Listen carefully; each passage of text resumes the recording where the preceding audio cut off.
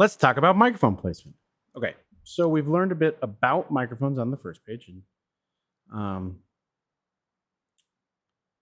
now let's think about where they go when we're trying to record various things. So, just a quick recap one more time. This is a dynamic microphone right now. What I'm talking into, it's an Electro Voice RE20. Really nice microphone, and is fairly standard in broadcast radio type situations as well as recording videos. We're going to talk a little bit about a couple properties about mic placement that are important. First things first, though. When I say mic placement, what that means is literally the position of the microphone in relationship to the sound source or sounding source. This could be a voice, as is the case of what you're listening to right now, my voice. It could be a musical instrument, such as a acoustic guitar, violin, flute, tuba, etc. It could be an electric musical instrument, such as a electric guitar or electric piano. It could be a soundscape, as you've already taken, field recordings, etc., etc. It can go on and on and on. So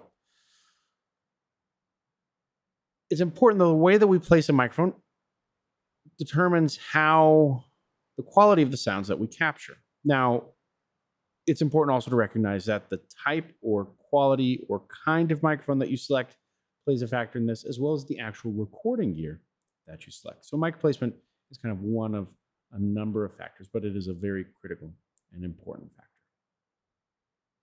When you are trying to determine mic placement for a source, what I would suggest you do is you listen to the source for a little bit. What are its qualities? What things do you like about it? What things do you dislike about it?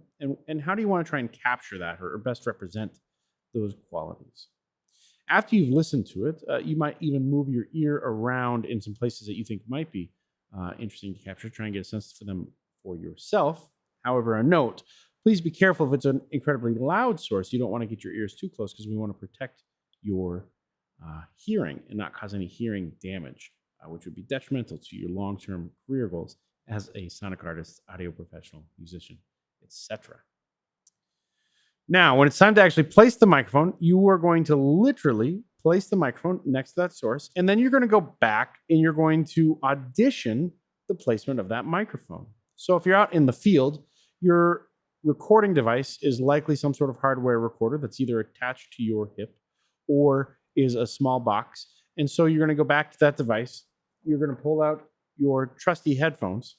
You're going to put them on, and then you are going to listen to that device. You might press record and then play it back, or you might put it into record preview mode and listen to what's going on with that device. And then you're going to move the microphone. And you're going to say, does this spot sound better or worse, and why? And then you're going to move the microphone again. And when you are newer at this, you're going to do that quite a few times. It's important to do that. We want to say, you want to see where different positions change the sound quality as you're picking it up. And hopefully you've noticed as I twisted in my chair a little bit, it changed the quality here for this microphone. If you're in a studio or a situation where the control room or the recording device is far away from the mic, this will take some time. Unfortunately, you're going to need to place the mic, go back to the audition or preview area, and whether you're using headphones or studio monitors, if you're in a studio, listen and then go back and change the microphone, come back in, go back out, come back in, go back out. It can get tedious, but it's an important part of the process. If you have an assistant or a collaborator, that can make this process, of course, go easier and quicker because they can move things on your directive, and then you can audition things a little bit quicker. The most important thing about all of this is to trust your ear. What do you hear? What do you like? What don't you like? And pick the best position. Your ears are getting better every day as you work more on them. So it's important to remember that. Now, a couple principles we want to go over. First, as a reminder, this is a large diaphragm microphone. It's a condenser, mechanical condenser microphone, and a polar pattern of type cardioid. I'm going to use this for some demonstrative purposes, just so we have something to kind of give you an idea. This is a Neumann TLM 103. So a really great microphone. It's a side address microphone, meaning here's the logo for the microphone. I literally talk into it this way. That's where the diaphragm is, and that's how it picks up. So the first thing I want you to be aware of is the idea of the inverse distance law. What the inverse distance law essentially means for you, and what you need to remember about this, is that for every doubling of distance, so let's say this is our sounding source and this is our microphone. If we go from 3 inches to 6 inches, that is going to cause a drop in half of loudness, essentially 3 dB drop. And that's because as the sound radiates out from the sounding source, it is having to take up an area 4 times the amount of surface area that it was at half that distance. So it literally is spreading its energy out across more area. So that's the first most important thing to recognize, is that the distance of your microphone to the source is going to affect the loudness of that source. The next thing to be aware of relating to distance is the idea of proximity effect. Almost all pressure gradient microphones, which is most microphones that you are going to use in a studio or professional setting, suffer or experience from something known proximity effect when the sounding source is too close to the diaphragm of the microphone. And essentially too close here is going to mean within 2 feet. And what happens in proximity effect is that the bass frequencies are actually boosted.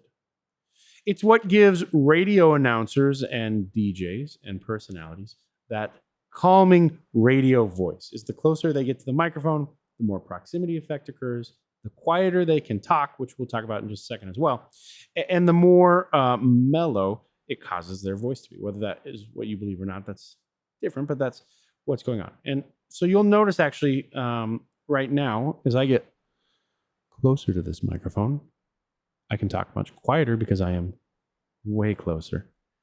And the low frequency of my voice is likely accentuated a little bit more. Now, for me, this is a little bit too close, but it's good to know. Now, I don't have a shock mount on this microphone, so I'm going to move it in a second, and that's going to cause some handling noise. I do apologize about that.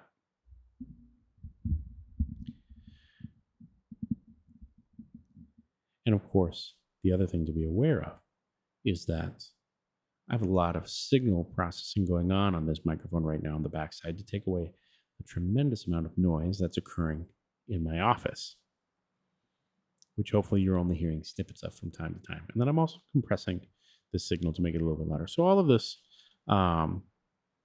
is not a perfect demo, but will help you get the idea. Now notice, as I'm about to back away from my microphone, and here we'll do it like this so you can have a better sense of what's going on. And as I back away from my microphone, I'll be able to talk louder because as I, again, increase my distance, I can increase my source amplitude. But you'll also hear some timbral changes in my voice. Admittedly, some of those will be because I am talking louder, but it changes with that proximity effect. So as I back away, now it should change what you're hearing. And as I back further away, it'll continue to change what you're hearing. Likely, I can start to talk louder, which again changes the timbre of my voice and allows for a different type of tone pickup. And if I go further away still, we're within the 2-foot distance rule now, and it should change the quality of my voice significantly. So that proximity effect becomes something that's really interesting within everything we're talking about. The next thing I'd like to talk about is the idea of signal to noise ratio, or SNR. And this is actually something that's a part of all audio practices. Signal to noise ratio essentially is the amount of direct signal from the source that you are trying to capture, or the signal that already exists in line, versus, or as a ratio against the noise floor or background noise or undesirable sound that is something you're not trying to capture, typically a broadband noise of some sort, but depending on the situation, this also could be extraneous noises, children playing or such. Not often described that way, but sometimes is. And why this is important, though, is in recording a sound, the closer you can get the microphone to that source, the higher the signal level, because that sound then is thereby louder. And so the noise in the background will be quieter and there'll be a larger ratio between the two. The further you get away, the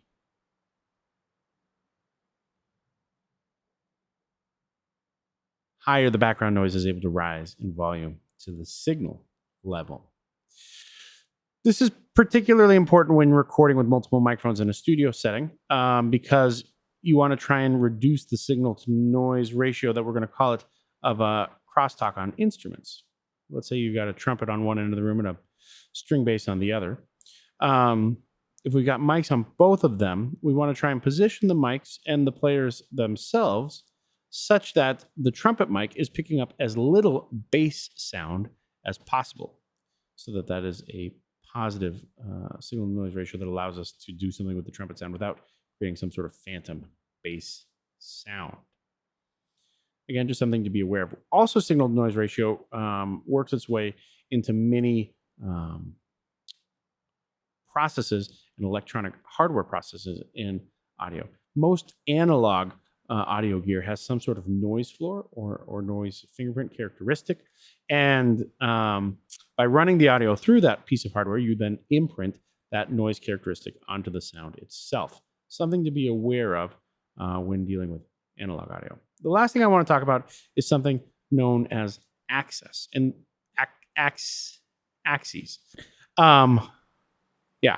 And this is essentially, if we're thinking about a sounding source that is somewhat directional, that's where the main amount of sound is radiating out of. And so if we're talking about a human voice, the main axis is coming directly out of my mouth, straight out. Right? And again, if we're in a sideways view, same thing, straight out from my mouth.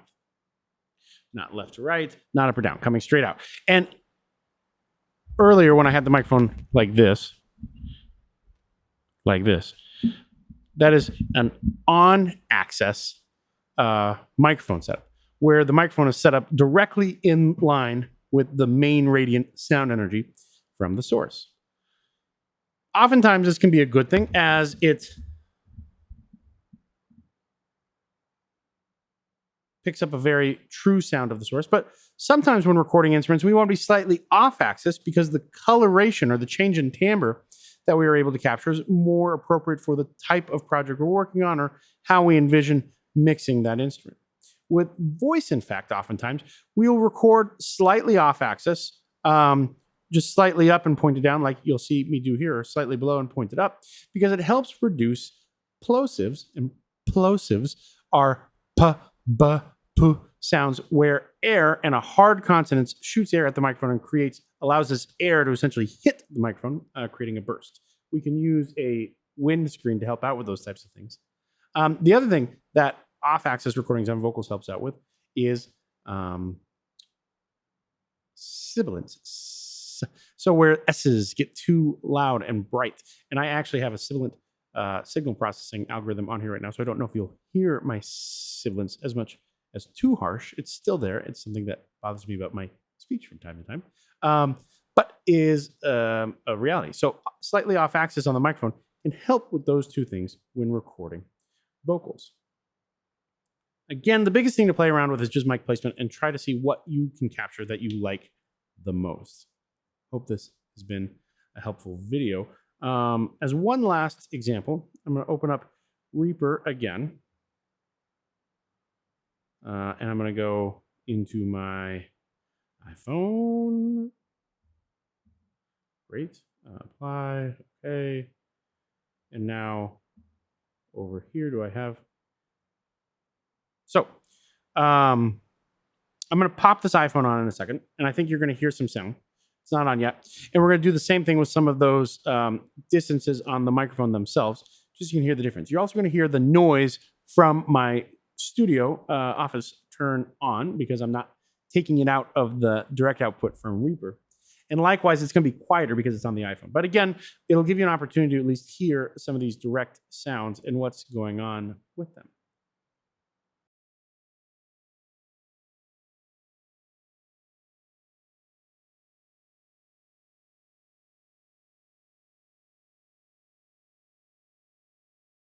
Hold on a second. You can't hear me. Let me see what's going on with that one more time. I'm going to open up preferences. I'm going to make sure that I'm pulling in sound from iPhone. Yep. And then I'm going to make sure I'm sending it to, yes, sending it over there. And then we're going to double check on in OBS really quick. I am in. Okay. Okay, sorry, that's working now. Now, again, I'm working on the bottom microphone using this Megaphone app that is then shooting audio to Reaper, and Reaper is shooting that audio then over to you. And we can, in fact, see that that is what's happening. I have some clips. I do apologize about that as I was getting them ready. I was just yelling here. Oops. I have 2 fingers on there. Pink. Pink. Now, no need to see that at the moment.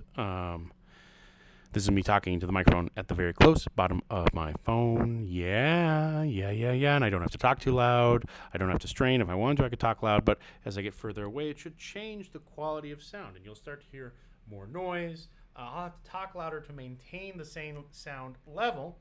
And again, you can hear more noise in my studio. Again, let's move the microphone closer. And if I keep talking that loud, it's probably distorting. It's probably distorting really bad for you right now. So again, if it's closer, I don't have to produce the same amount of sound level.